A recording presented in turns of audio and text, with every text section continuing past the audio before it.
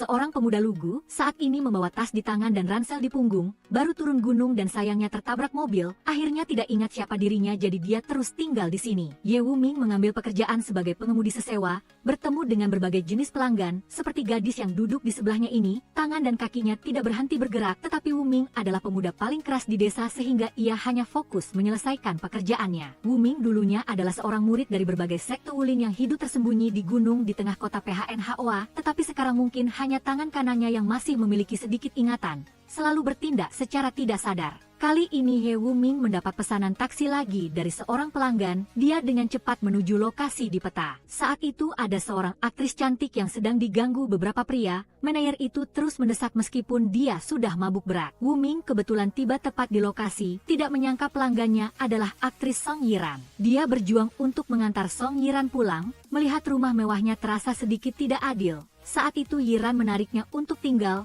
berpose menggoda lalu memberinya muntahan di tubuhnya. Setelah itu Yiran bangun dengan lelah, mengira dirinya telah dicelakai tetapi tidak menyangka bisa pulang, melihat Wuming di kamar mandinya. Dia panik dan berpikiran buruk tentangnya sehingga ingin melawan. Wuming tidak bisa mengendalikan tangannya jadi dia hanya mengambil kesempatan untuk bertahan. Setelah tenang, Wuming merasa bersalah jadi dia duduk di sana mengoleskan obat untuknya. Yiran tidak berterima kasih padanya karena telah menyelamatkannya. Dia bahkan ingin melaporkannya di aplikasi, tetapi setelah mengetahui kebenaran, dia langsung mencabut laporannya. Tepat saat Wuming hendak pergi, tiba-tiba dia melihat ada orang jahat datang mengganggu Yiran. Melihatnya ketakutan membuat hatinya sedikit sedih. Saat itu Yiran tiba-tiba ingin menahan Wuming agar tetap bersamanya. Dia memberikan harga kepadanya bersama dengan permohonan yang tidak bisa dia tolak. Wuming tinggal di rumah Song Yiran dan baru menyadari bahwa dia diintai oleh lebih banyak orang daripada yang dia bayangkan. Alat penyadap diletakkan di mana-mana di rumah. Berkat dia baru bisa mendapatkan kembali privasinya untuk sementara waktu. Alat penyadap ini semua dipasang oleh Li Tianhao, putra bos Li yang selalu ingin menguasai Song Yiran. Setelah ketahuan dia menjadi marah dan ingin segera datang untuk menghabisi Wuming. Yiran melihat kemampuan tak terduga Wuming dan sangat mengaguminya. Dia menawarkan harga tinggi untuk menjadikannya pengawal penuh waktunya. Meskipun agak ragu, Wuming merasa Yiran tampaknya memiliki hubungan dengan ingatannya yang hilang sehingga dia langsung setuju. Keesokan harinya ketika mereka berdua keluar, mereka bertemu ayah dan anak bos Li yang sudah menunggu di luar. Li Tianhao dengan ganas menggunakan teman Wuming untuk mengancamnya. Terdesak ke batas, dia secara tidak sadar menunjukkan kekuatannya, memberi pelajaran pada Tianhao. Wuming kemudian secara resmi menandatangani kontrak dengan Yiran, tidak lagi menjadi pengemudi sewaan tetapi telah menjadi pengawal pribadi sang aktris. Pria dan wanita yang dekat juga tidak luput dari rumor, tiba-tiba ada yang menyebarkan bahwa dia adalah kekasih Yiran, dan dia terlihat tidak terlalu panik, sebaliknya bahkan sedikit puas. Tianhao setelah dipermalukan oleh Wuming harus meminta bantuan ayahnya, bos Li menyewa Lauki untuk membalas dendam padanya, meminta agar besok dia harus membawa gadis itu ke sini. Yiran dan Wuming berjalan-jalan tanpa curiga, tidak memperhatikan Lauki yang mengintai di sekitar mereka. Setelah itu mereka berdua pingsan dan dibawa ke gudang dingin. Yiran dan Wuming baru sadar dan tahu bahwa ini adalah perbuatan kotor bos Li. Dia ingin Yiran terus menandatangani kontrak dengannya tetapi tentu saja dia menolak. Dia mengunci mereka di ruang dingin lalu menurunkan suhu secara bertahap yang membuat Yiran tidak tahan dan pingsan. Wuming saat ini menerima reaksi dari gelang ajaibnya. Tangannya begitu saja bekerja keras.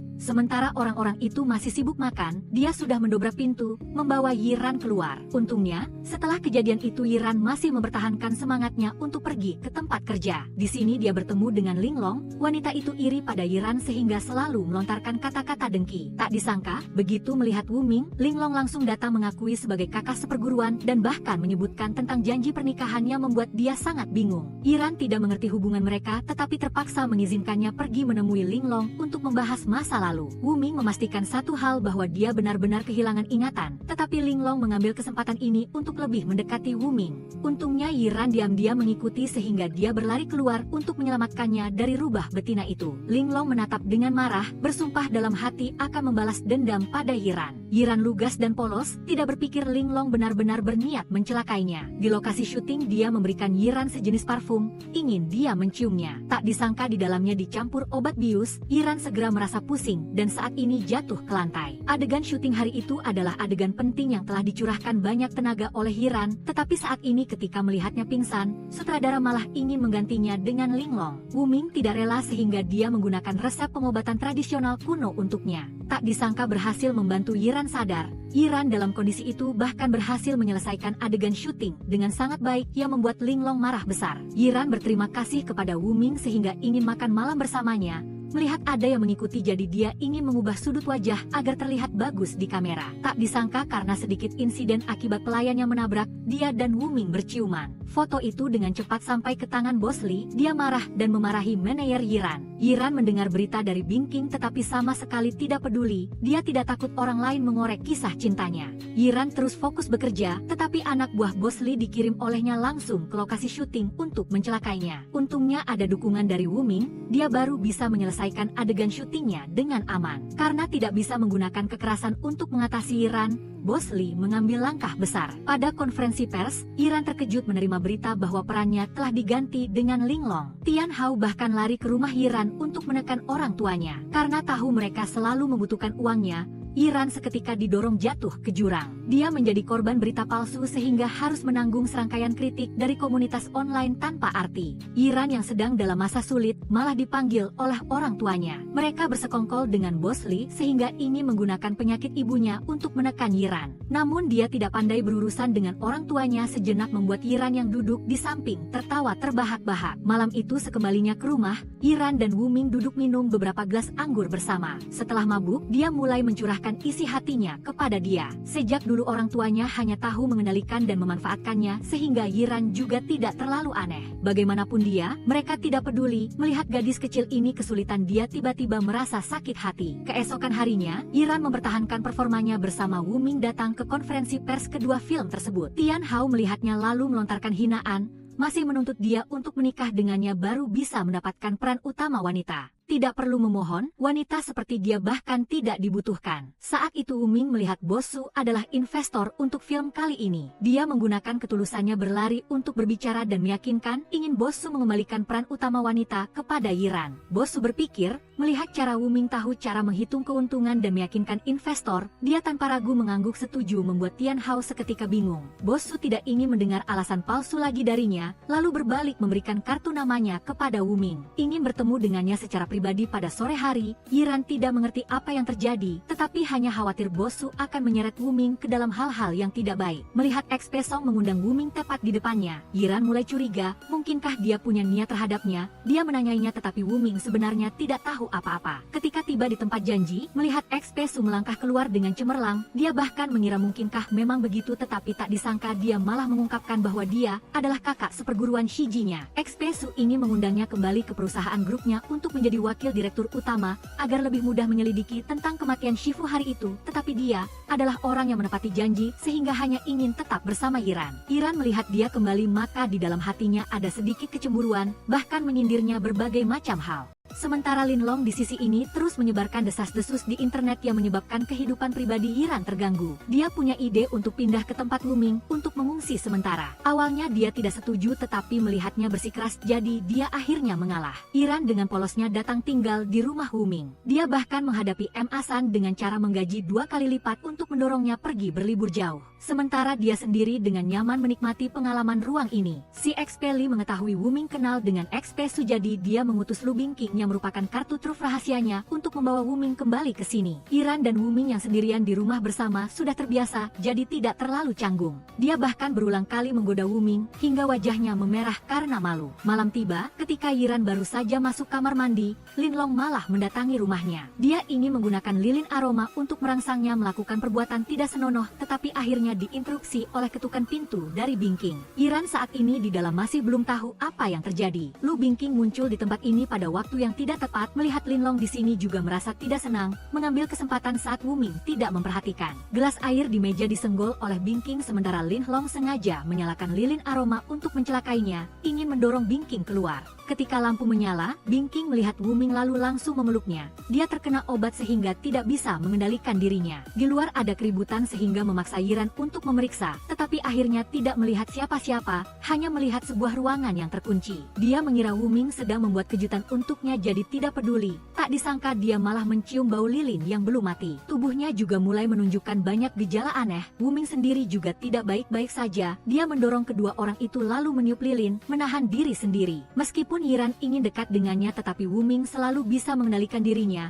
Bingking melihat tidak beres maka langsung menarik diri. Linlong juga diusir keluar olehnya. Yiran perlahan sadar, juga tidak ingat apa yang terjadi pada dirinya. Pada syuting berikutnya, dia dan Linlong punya adegan perkelahian. Dia mengambil kesempatan ini ingin Tian Hao merekam lalu mengedit secara salah untuk mencelakai Yiran, tetapi Wuming yang memang sudah ada di sana mengancam mereka dan merebut kartu memori. Dia diam-diam sudah menduga, jadi dia meminta untuk masuk ke sini. Yiran setelah selesai syuting baru menyadari masalahnya, tetapi untungnya Wuming sudah mendahuluinya selangkah, jadi dia merasa sangat bangga padanya. Malam tiba, Ma San tidak tahu mengapa dia membawa uang untuk bepergian malah lari pulang dalam keadaan pakaian lusuh. Mengetahui bahwa dia adalah mata-mata untuk Linlong, Wuming memberinya kesempatan untuk menjadi mata-mata ganda, barulah dia dimaafkan. Tepat pada saat ini ada telepon masuk untuk Wuming yang ingin bertemu dengannya untuk mengungkap petunjuk tentang kematian Shifu. Orang yang menelepon untuk bertemu Wuming adalah Bingking. Dia mengikut perintah Expelli untuk memancingnya datang. Dia bahkan bersikap menggoda dan seksi. Wuming tidak peduli, hanya ingin langsung ke inti masalah, tetapi dia dipaksa untuk minum anggur, dengannya barulah dia bisa mendengar kebenaran. Bingking terus-menerus ingin membuatnya mabuk, tetapi toleransi minum Wuming lebih kuat dari yang dia kira. Yiran di rumah khawatir, jadi dia menggunakan sedikit uang sogok untuk menyuap Ma San agar mengatakan kebenaran, lalu dia sendirian pergi ke tempatnya. Wuming terus minum, masih belum mabuk. Bingking tidak punya pilihan lain, hanya bisa memuntahkan semua anggur lalu melanjutkan minum lagi. Dia kehilangan kesabaran, jadi dia ingin menggunakan pisau untuk mengancamnya. Yiran masuk melihat pemandangan ini, mengira dia berniat menggoda Wuming, jadi dia memberinya peringatan lalu menyeretnya pulang. Wuming tidak melakukan perbuatan salah apapun, jadi dia juga mengklarifikasi kepada Yiran, tetapi tahu bahwa Bingking masih bisa menari. Dia kesal menyeretnya pulang untuk melihat dia sendiri tampil dalam pakaian seksi yang membuat Wuming ternganga. Expelli di sisi ini mendengar kabar Bingking gagal dan kembali, jadi dia sangat kecewa, tetapi dia masih belum mau menyerah. Memikirkan bisa mendapatkan uang ganti rugi yang besar dari Yiran jika dia mengalami kecelakaan, membuat dia terdorong untuk melanjutkan perbuatan jahat berikutnya. Orang tua Yiran diculik dan diancam oleh Bingking.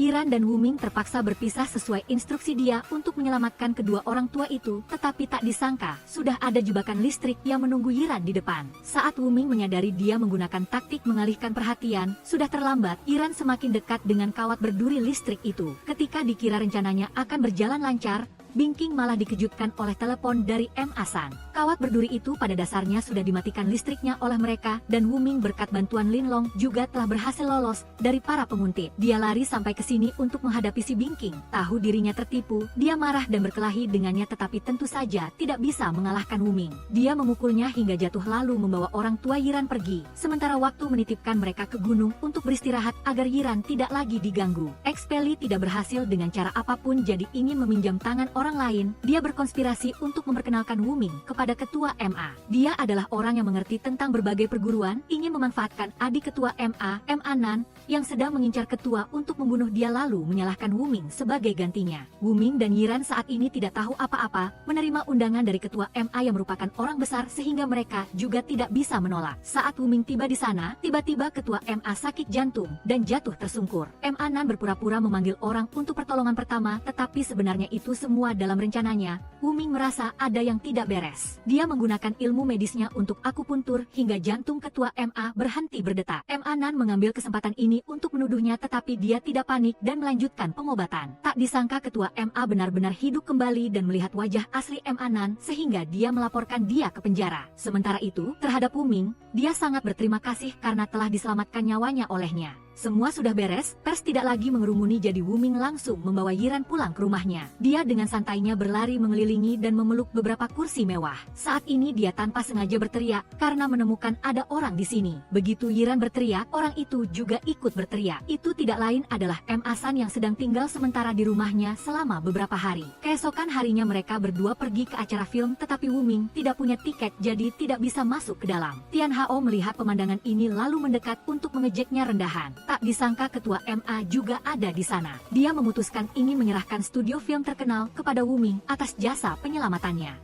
Wuming tidak serakah tetapi karena dibujuk olehnya maka dia akhirnya menerima. Resmi menjadi ketua Ye di tempat dan diizinkan masuk ke dalam. Si Tianhao kesal karena tidak berhasil mencelakainya malah menjadi batu loncatan yang membuatnya naik satu tingkat. Dia lari ke tempat Yiran memanfaatkan celah dalam kontrak memaksa dia harus membayar ganti rugi pelanggaran. Wuming baru melihat sudah tahu Yiran dicelakai. Dia bersikeras ingin menarik uang dari studio film untuk membayar ganti rugi kontrak Yiran, tetapi ketua MA meminta dia memenuhi satu syarat. Wuming setelah itu pergi ke tempat ketua MA untuk bertemu. Di depannya saat ini masih ada 3 ketua dari 3 perusahaan grup besar lainnya. Ada juga ex-Pesu, mereka di masa lalu berhutang budi pada perguruan 8 dewa, berjanji akan meninggalkan warisan kepada pewaris. Wuming harus membuktikan dirinya adalah pewaris sejati barulah bisa mendapatkan uang itu untuk membantu Yiran. Dia tidak percaya dirinya adalah pewaris tetapi menerima syarat mereka. Pembuktian itu juga berupa pertandingan. Dia harus melalui banyak putaran pertandingan dengan 2 murid lainnya dari 8 dewa untuk membuktikan kekuatannya. Wuming hanya perlu melakukan pemanasan sedikit sudah bisa mengalahkan 2 orang lainnya dalam keheranan. Para ketua akhirnya terpaksa menerima dan akan memberikan keputusan kemudian.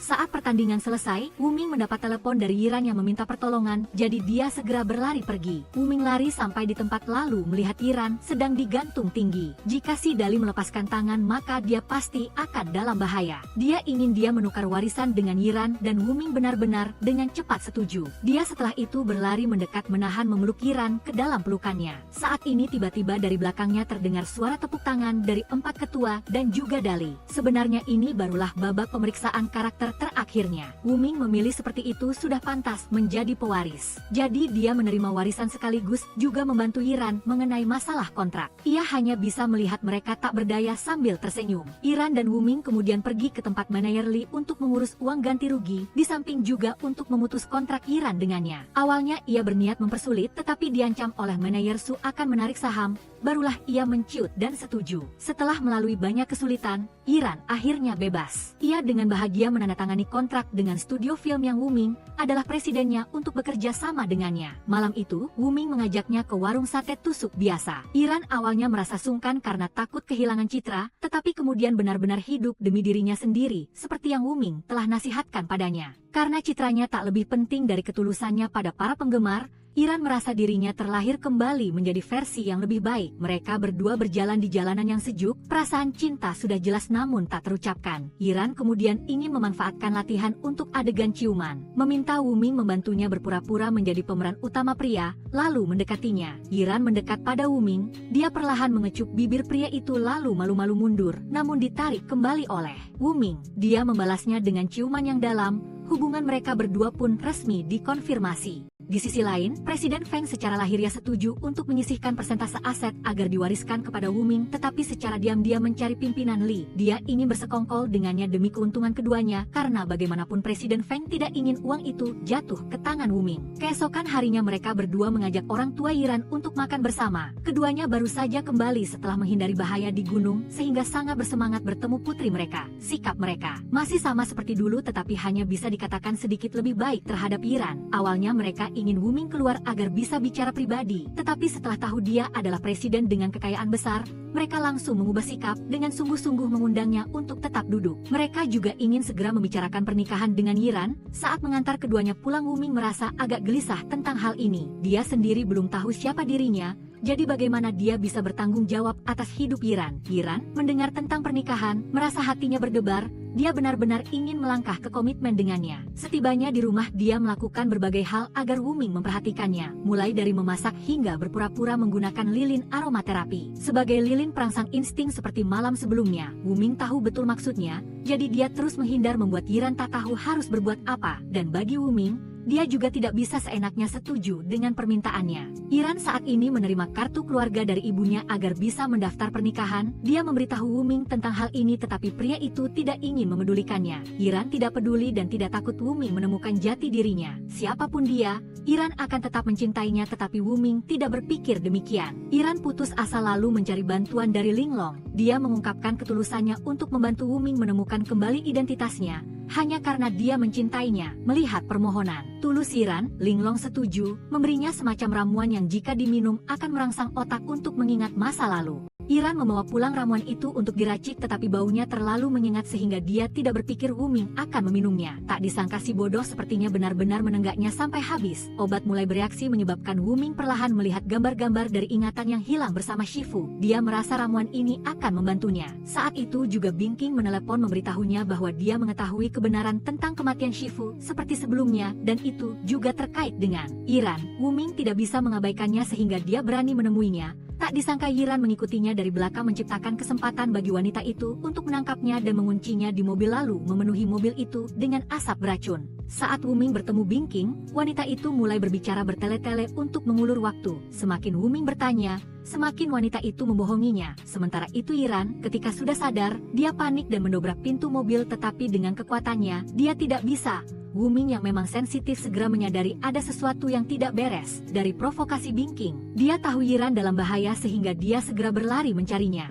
Wu Ming mengandalkan kemampuannya untuk mendengarkan suara. Dia menemukan mobil tempat Yiran dikurung, dengan cepat membawanya ke rumah sakit tetapi karena menghirup terlalu banyak asap beracun, Yiran jatuh ke dalam koma. Dokter mengumumkan hasilnya tidak perlu dikhawatirkan tetapi juga bergantung pada tekad Yiran untuk memutuskan apakah dia bisa sadar lebih awal dari perkiraan atau tidak. Wu Ming saat ini merasa sangat menyesal karena sebelumnya dia selalu mengabaikan permintaannya. Hanya karena ketakutannya sendiri, dia tanpa sengaja menjauhkan Yiran. Wu Ming siang dan malam di samping Yiran merawatnya, dia berbicara sambil mengungkapkan isi hatinya, hanya berharap Yiran bisa mendengarnya dan memiliki tekad tambahan untuk berusaha bangun. Tuhan memang tidak mengecewakan. Yiran malam itu mendengar suara hati Wu Ming dan terbangun, melihatnya tidak lagi menghindari pembicaraan pernikahan. Dia juga sangat bahagia dan menangis. Presiden Feng dan pimpinan Li yang gagal mencelakai orang, akhirnya menyentuh mata pencaharian Yiran. Pimpinan Li mencari Direktur Hu mengancam dan memaksanya untuk tidak mengizinkan film Yiran tayang karena takut dia menuruti dan membatalkan kontrak dengan studio film Wu Ming. Wu Ming yang mendengar berita itu tahu ada campur tangan seseorang. Jadi dia mencari saudara seperguruannya di dunia bawah, Lau Kai, membantunya melunasi utang. Sebagai gantinya dia ingin Lau Kai memanggil teman-temannya di wilayah itu untuk melakukan segala cara agar film Yiran dapat tayang besok. Setelah Wu Ming menyelesaikan urusan ini, dia dengan santai mendatangi biang keladinya, pimpinan Li, untuk menanyakan kesalahannya. Dia meliriknya lalu tiba-tiba mengajukan taruhan. Dia juga tidak ingin kalah sehingga langsung menyetujui permintaannya. Wu Ming dengan serius menatap pimpinan Li. Dia ingin bertaruh dengannya bahwa malam ini film Yiran akan ditayangkan perdana di semua 200 bioskop yang mereka incar. Jika menang taruhan, kedua belah pihak harus menyerahkan semua saham dan pendapatan film kepada pihak lawan. Pimpinan Li tentu saja sangat percaya diri, tidak percaya Wu Ming bisa melakukannya. Saat ini, Lau Kai memanggil teman-temannya untuk datang ke bioskop kecil guna menyuap, sedangkan untuk bioskop besar, mereka mengincar kehidupan pribadi sebagai kelemahan para pemilik bioskop untuk memaksa mereka menayangkan film. Tak hanya itu, mereka juga memulihkan puluhan bioskop layanan masyarakat yang hampir tutup. Pimpinan Li saat ini masih sangat sombong, tetapi sesaat kemudian dia menerima kabar bahwa film tersebut ditayangkan perdana di 200 bioskop. Wu Ming pergi dengan percaya diri, juga tidak lupa mengingatkan tentang uang taruhan. Rencana yang sukses membuat film yang berada di ambang kehancuran itu berhasil dipromosikan secara luas dan baik. Wu Ming melihat potensi Lau Kai sehingga ingin mengundangnya bekerja dengannya. Lau Kai berpikir sejenak lalu membawa teman-temannya, dan mereka pun bekerja sama. Pimpinan Li dan Presiden Feng yang gagal berkali-kali akhirnya ingin meminjam tangan orang lain untuk membunuh. Mereka menyuruh Tian Hao mencari 3 master lama yang punya masalah dengan Shifu Ming untuk datang menghabisinya. Hari itu di lokasi syuting, film Yiran butuh adegan berkelahi sehingga Tian Hao membawa 3 master itu. Pertama kali bertarung dengan orang biasa, mereka sama sekali tidak menahan diri. Kedua kalinya Dali ingin bertindak tetapi dia juga terlempar oleh mereka. Ini sama sekali tidak normal, ini jelas memaksa Wu Ming untuk terlibat. Dia tidak tahan lagi sehingga ingin kali ini gilirannya untuk berakting. Wu Ming tahu jelas mereka mengincarnya jadi dia maju sendiri menyerahkan diri. Berpura-pura syuting namun niat membunuh mereka padanya sudah terlihat jelas. 3 master itu berurutan menyerang Wu Ming. Dia menahan pukulan setiap orang dengan tangan kosong. Hanya dalam sekejap dia merobohkan ketiganya. Namun saat ini Lau Kai tiba-tiba menyadari orang-orang ini sebelum naik sudah diberi semacam obat aneh yang membuat perilaku manusia menjadi gila dan tak terkendali. Para master itu dalam sekejap berdiri dan membalas menyerang Wu Ming dengan gila-gilaan membuatnya tak sempat menangkis. habis. Akhirnya dia dipukul hingga pingsan di lantai. Pertarungannya direkam oleh Tian Hao untuk disiarkan langsung sehingga semua orang bisa menonton. Yiran di sini sangat mengkhawatirkannya. Air mata sudah menggenang tetapi dia tidak bisa berbuat apa-apa. Dalam mimpinya Wu Ming melihat Shifu dan akhirnya dia membangkitkan level baru. Menjadi lebih kuat, dia berdiri dan dengan satu tangan menumbangkan 3 orang yang tersisa. Mereka tidak bisa bangkit lagi. Ingatan Wu Ming telah kembali sehingga dia ingat Linglong dan juga pimpinan Su Yiran yang berlari. Mendekat saat ini ragu-ragu melihatnya.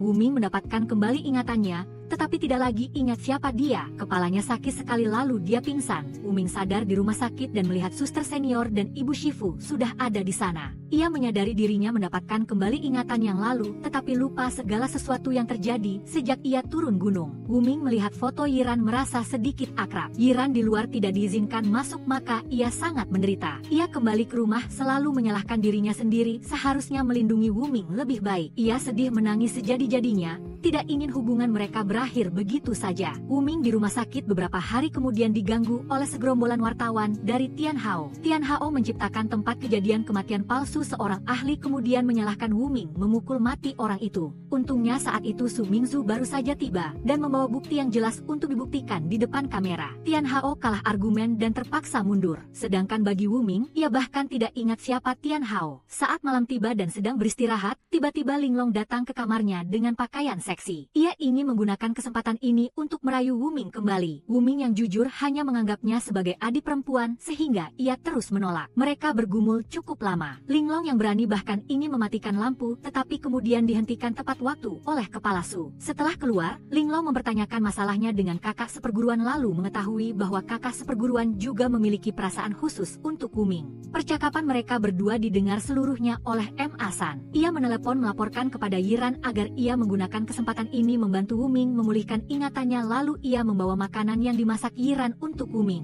Hanya berharap Wu Ming dapat mengingat sesuatu. Yiran saat ini kembali ke rumah bersama Lau Kaai. Lau Kaai kini adalah pengawal sementara Yiran, namun masih belum cukup tangguh dibanding Bingking. Bingking segera mengalahkan Lau Kaai lalu menerobos masuk ke rumah Yiran, mengancamnya menyerahkan kartu ban yang dibutuhkan kepala Li. Yiran teringat akan hal yang diajarkan Wu Ming, maka ia langsung menerapkannya untuk menghadapi Bingking. Saat didesak Bingking hingga terpojok, Wu Ming saat itu tiba-tiba muncul dan melawan. Setelah itu Wu Ming menggenggam tangan Yiran berlari keluar, ingin mengunci Bingking di dalam apartemen, tetapi baru berlari sebentar ia sudah dihadang olehnya. Wu Ming berhadapan dengan Bingking terpaksa melawan, juga tidak tahu mengapa ia bisa kabur dari sana. Lu Bingking menggunakan kecepatan secepat anginnya untuk mengalihkan perhatian Wu Ming, tetapi kemudian ia berhasil ditangkap Wu Ming. Di sini benar-benar ada 2 Bingking, atau lebih tepatnya 2 saudara kembar mereka. Melihat Wu Ming sudah lebih kuat maka mereka hanya bisa pergi. Wu Ming datang menyelamatkan Yiran kali ini bukan karena sudah mengingat siapa Yiran,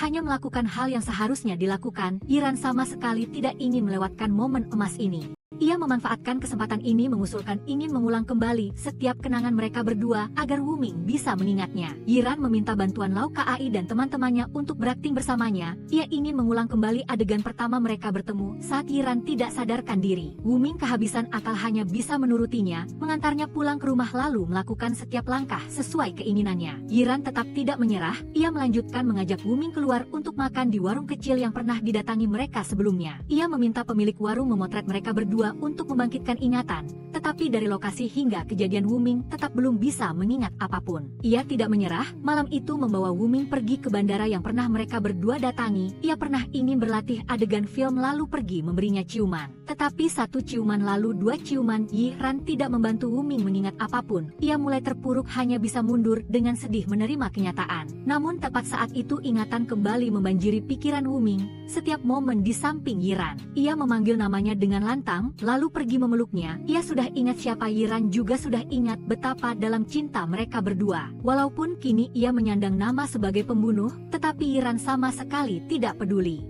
M. Asan di rumah sakit adalah orang yang secara langsung mendorong Wu Ming kabur menghadapi Linglong dan kepala Su hanya bisa tersenyum masam. Saat ini setelah Wu Ming mendapatkan kembali ingatannya yang dulu maupun saat ini, ia bersama Yiran mengunjungi kembali tempat lama sekte, tempat ia dan Sfu berlatih dan tumbuh besar. Mengenang cerita lama, ia teringat lagi dulu Sfu selalu memanfaatkan kesempatan berlatih keras untuknya, hubungan mereka sangat baik, tetapi kini Fu sudah tiada. Yiran duduk di sampingnya diam-diam menghibur Wuming. Linglong setelah mengetahui Wuming telah kembali bersama Yiran sangat tidak rela. Ia dipanggil oleh Kepala Li dan ingin bekerja sama merencanakan kejahatan untuk mencelakai Yiran. Setelah berpikir panjang, ia pun setuju. Keesokan harinya saat Wuming dan Yiran sedang bekerja keras di lokasi syuting, tiba-tiba sebuah informasi panas tentang Yiran diunggah ke internet. Semua orang di lokasi syuting menjadi gempar. Linglong memanfaatkan adegan syuting mereka dan menuduh Yiran membulinya. Wuming tahu Yiran dijebak, maka ia berlari ke tempat Presiden MA dan Kepala Su untuk menanyakan masalah itu. Pihak-pihak yang berinvestasi dalam film karena skandal Yiran ini telah menarik dana mereka.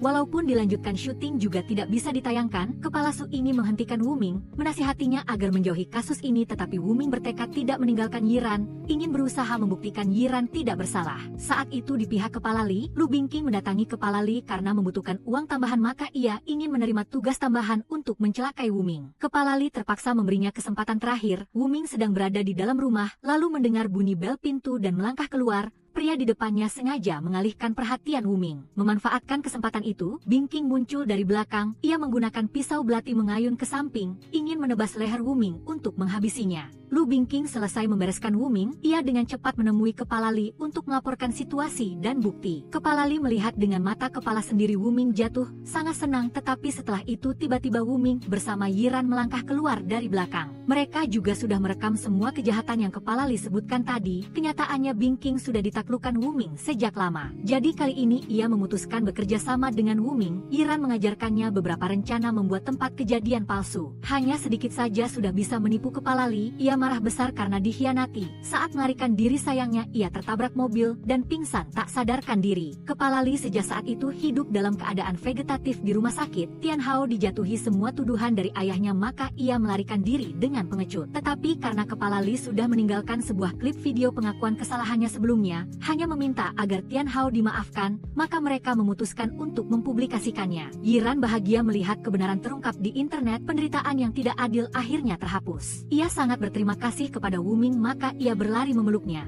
Tepat saat itu Linglong datang berkunjung. Ia juga mengakui kesalahannya dan Wuming serta Yiran tidak ambil hati, telah memaafkannya. Saat Linglong pergi, melihat Yiran yang manis dan pengertian, Wuming semakin mencintainya dengan dalam. Namun segalanya masih belum benar-benar berakhir. Pada syuting berikutnya, Yiran memiliki adegan harus berpura-pura mencolokkan steker listrik. Semua benda di sana awalnya adalah properti yang aman untuk aktor. Tetapi tidak ada yang menyadari Tian Hao di sana diam-diam mencolokkan steker listrik sungguhan. Ia ingin membunuh Yiran untuk balas dendam. Benar saja saat Yiran menyentuhnya, ia tersengat listrik hingga pingsan. Semua orang di sekitar mengira itu adalah akting sampai melihat Yiran tidak bergerak lagi. Li Tian Hao saat itu sangat berharap melihat Yiran jatuh, mengira rencananya telah berhasil. Tidak disangka Yiran setelah itu sadar. Wuming menatap langsung dan memperingatkannya. Itu berkat ia yang sudah lebih dulu melihat konspirasi Tian Hao, maka ia tidak membiarkan hal berbahaya terjadi pada Yiran. Tian Hao setelah itu ditahan dan harus membayar atas kejahatannya. Yiran dengan tabah melanjutkan syuting. Wuming di sisi ini terdiam memikirkan kejadian barusan. Mengamati Yiran, ia diam-diam mengambil keputusan akan mencari Presiden Feng untuk bernegosiasi. Presiden Feng saat ini masih merencanakan siasat dengan Kepala Yo di markas mereka. Wuming tiba-tiba muncul, menunjukkan bukti yang memberatkan Presiden Feng untuk menuntutnya agar bernegosiasi dengan baik mengenai dokumen. Presiden Feng tidak punya jalan keluar, maka ia setuju. Tetapi sampai saat negosiasi berlangsung, Kepala Yo malah mengalami masalah. Orang yang mencelakainya mengincar para presiden besar perusahaan karena dulu memiliki dendam dengan mereka. Ia adalah Ouyang Ra yang merupakan lawan tangguh. Wuming bukan targetnya, tetapi perbuatannya mencelakai 4 orang kepala perusahaan besar termasuk kakak seperguruan, maka ia pasti tidak bisa tinggal diam. Saat Yiran baru saja selesai syuting, Wuming menerima kabar kakak seperguruan dan Presiden MA telah ditangkap, maka mereka segera bergegas kembali melihat situasi. Fodang baru tiba di tempat itu dan sudah melihat pemandangan Kaige dan Dali dipukuli hingga terkapar di tanah. Tampaknya mereka dikuasai dan tak mampu melawan-lawan sehingga hal ini terjadi. Fodang sudah tahu ini adalah jebakan yang dipasang oleh Ouyang Ra, namun dia tetap mengabaikannya dan menerjang masuk. Seketika, sosok familiar Ouyang Ra muncul. Pria bertopeng itu perlahan melangkah keluar. Dia menantang Fodang dengan angkuh dan bahkan menyebutkan kembali kejadian tentang Yen Hien 3 tahun lalu. Fodang melihat sendiri bukti yang terekam di tablet, yaitu adegan Yen Yen Hian dengan pakaian sekte yang aneh, baru saja menghabisi SPHU-nya. Fodang tidak percaya itu adalah kebenaran, melihatnya bersikeras maka pria itu pun akhirnya pergi. Dia melepaskan ikatan Presiden MA dan atasan Su lalu ketiganya bersama-sama menuju rumah sakit untuk melihat keadaan Presiden Feng. Tidak ada satupun yang tahu bahwa Presiden Feng sedang dalam bahaya. Seorang pemuda dengan sorot mata penuh niat membunuh menyamar sebagai dokter untuk memasuki kamar dan menyuntik.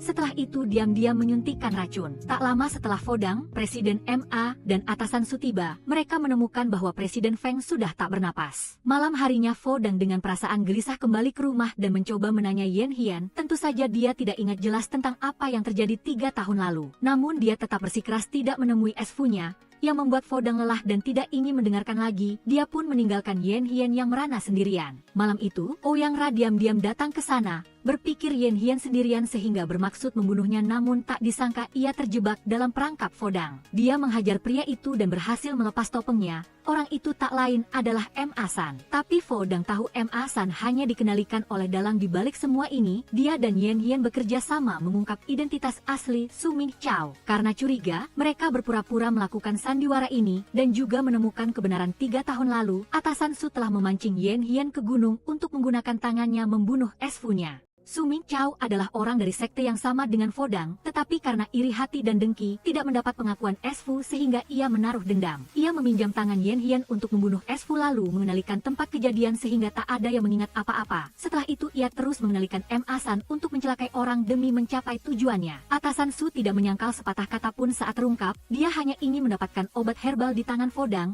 jadi dia segera mengenalikan mereka untuk menghalangi jalan satu sama lain, lalu melarikan diri sendiri. Fodang mengejar atasan Su, melihat dia menawan 2 bersaudara Lu Bingqing sebagai sandera, jadi dia terpaksa menukarkan obat herbal itu dengan wanita jahat tersebut untuk menyelamatkan mereka. Kebenaran akhirnya terungkap, M.A. San dan KAI juga perlahan kembali ke kondisi sadar setelah sekian lama dikendalikan oleh Su Ming Chao. Lu Bing dan Lu Qing juga diminta oleh Fodang untuk pergi ke kantor polisi mengakui dosa-dosa mereka sebelumnya agar setelah ini bisa mengikutinya. Mereka berdua dengan senang hati menyetujuinya. Fodang dan Yen Hian kemudian bersiap mencari Presiden MA untuk menghadapi Su Ming Chao.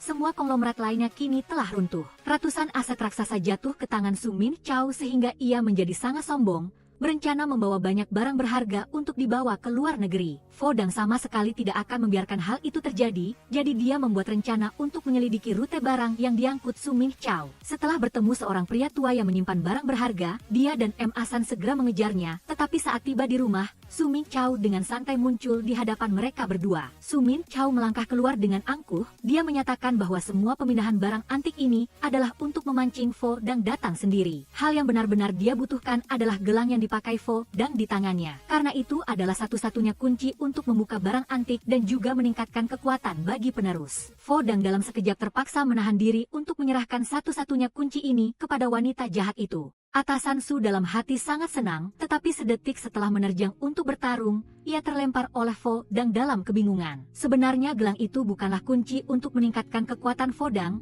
melainkan untuk menahan kekuatan aslinya dan hanya penerus yang bisa memahami hal ini. Fodang mencapai tingkatan baru, atasan Su karena ambisi besar tanpa batas membuat dirinya menanggung akibatnya hingga hampir roboh. Polisi tak lama kemudian juga tiba di tempat, wanita jahat itu harus membayar atas semua perbuatannya. Beberapa waktu kemudian, Fodang dan Yen Hian kembali ke gunung tempat dia pernah tinggal bersama esfunya, berjalan hingga ke jalan tempat Fodang pernah mengalami kecelakaan. Keduanya tiba-tiba teringat bersamaan bahwa saat itu Yen Hian-lah yang menyelamatkannya di jalan, jadi keduanya memang ditakdirkan bersama sejak saat itu. Fodang dengan gembira menggandeng tangannya berjalan-jalan, baru saja memasuki pintu rumah tabib tua, dia terkejut melihat sosok seseorang yang dikenalnya, tak lain adalah esfunya. Fodang tidak percaya pada matanya sehingga berlari sambil menangis. Tahun itu esfunya memang melihat ambisi Su Ming Chao sehingga memanfaatkan kesempatan ketika wanita itu mencelakainya untuk berpura-pura mati. Juga untuk memberikan dirinya liburan, ia meninggalkan posisi kepala sekte kepada Fodang dengan penuh harapan. Perjalanan Fodang kini barulah benar-benar dimulai.